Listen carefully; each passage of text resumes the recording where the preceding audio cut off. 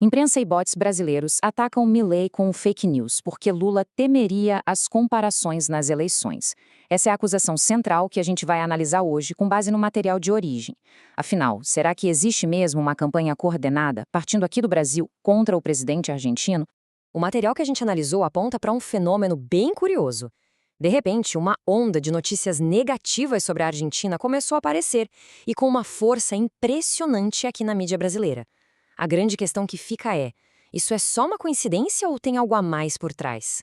Para a gente conseguir entender a fundo narrativas complexas como essa e como elas são construídas, já se inscreve aqui no nosso canal para não perder nada.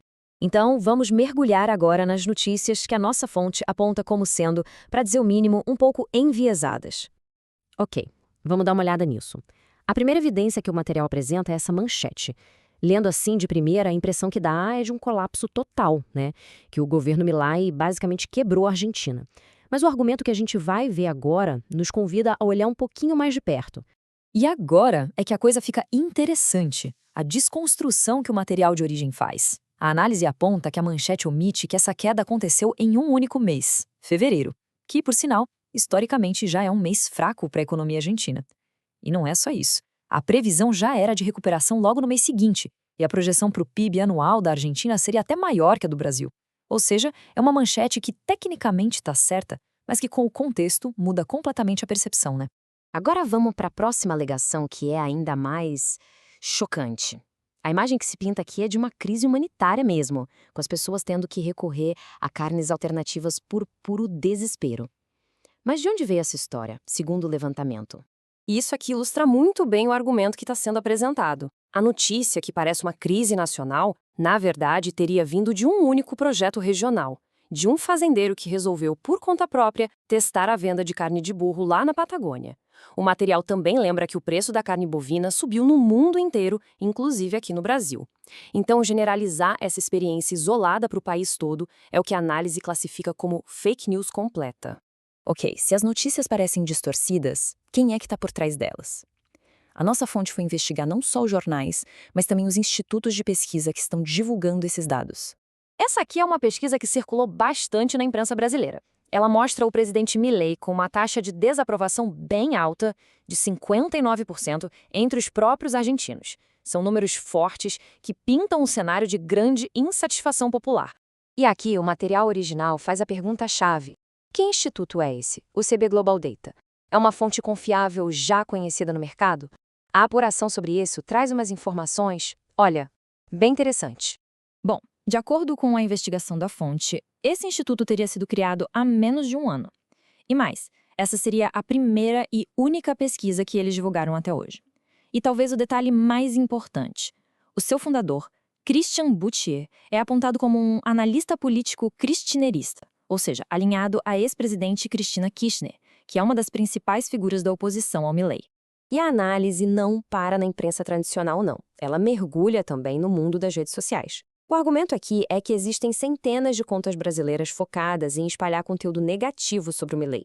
O exemplo que ficou mais famoso foi o uso da foto de um ator filipino para criar um perfil falso de um brasileiro decepcionado com a Argentina. O post original até foi apagado depois da repercussão, mas o material aponta que os próprios argentinos têm relatado uma verdadeira infestação de perfis brasileiros com críticas ao governo. E tudo isso leva a gente para a pergunta de $1 milhão. Por quê? Segundo a nossa fonte, qual seria a motivação para um esforço aparentemente tão grande vindo do Brasil para minar a imagem do presidente argentino? E aqui está a tese central do material de origem que tenta explicar o motivo disso tudo. A alegação é que existiria um temor, por parte do presidente Lula e do governo, de que uma Argentina dando certo, sob o comando do Milei, seja usada como um argumento de comparação muito poderoso pela oposição aqui nas eleições brasileiras. E esse slide detalha bem a comparação que, segundo o argumento, seria tão temida. De um lado, você tem um modelo do Milei, que é abertamente liberal. Diminuir o Estado, cortar gastos, menos impostos. Do outro lado, a análise aponta que essa é exatamente a receita que a oposição no Brasil defende. Ou seja, o sucesso de um modelo seria um trunfo gigantesco para o outro. Mas a teoria que é apresentada vai ainda mais longe. A preocupação não seria só local, aqui no Brasil. Ela representaria uma ameaça ao que o material chama de esquerda mundial, que veria o sucesso do Milei como um precedente perigoso, um modelo que poderia acabar sendo replicado em outros lugares.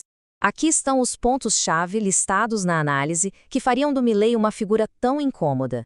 Não é só a política econômica dele, abertamente libertária.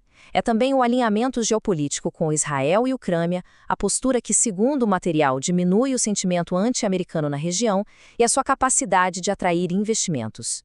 O material de origem chega a introduzir um conceito para isso, a transição do desespero. Sabe aquele momento em que os opositores percebem que um líder político é resiliente e não vai cair por conta própria?